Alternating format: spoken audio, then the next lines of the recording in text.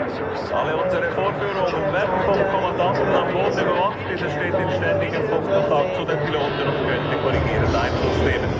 Dieses Eingreifen bezieht sich aber nur in Bezug auf kleine Positionsanpassungen, welche vom Boden aus besser erkennbar sind. Auch unterstützt unser Kommandant Daniel Hösli das Team bei der Luftraumüberwachung. Mit einem Total von mehr als 5000 Flugstunden ist er ein sehr erfahrener Militärpilot. Heute ist er für die Sicherheit und die Organisation im Team zuständig. Seine Aufgabe ist vergleichbar mit der eines Fußball- oder Eishockey-Nationaltrainers.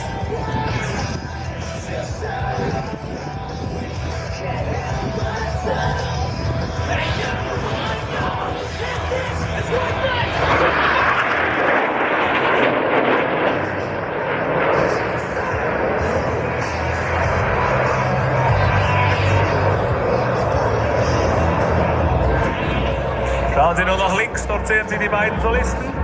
Der Rauchgenerator eingeschaltet, die Landescheinwerfer ebenfalls. Sie zeigen Ihnen die Gear Down Row.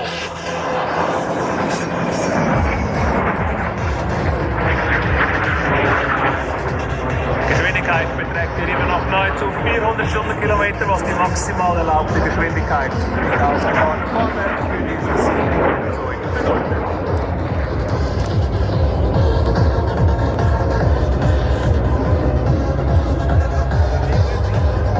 Schauen Sie in Richtung Formel 1 Rennstrecke, dort ist der Hauptverband bereits im Anflug. Sie zeigt Ihnen die Catena-Walze. Der Rauch wird übrigens durch das Einspritzen eines Dieselölgemisches in den heißen Triebwerksstrahl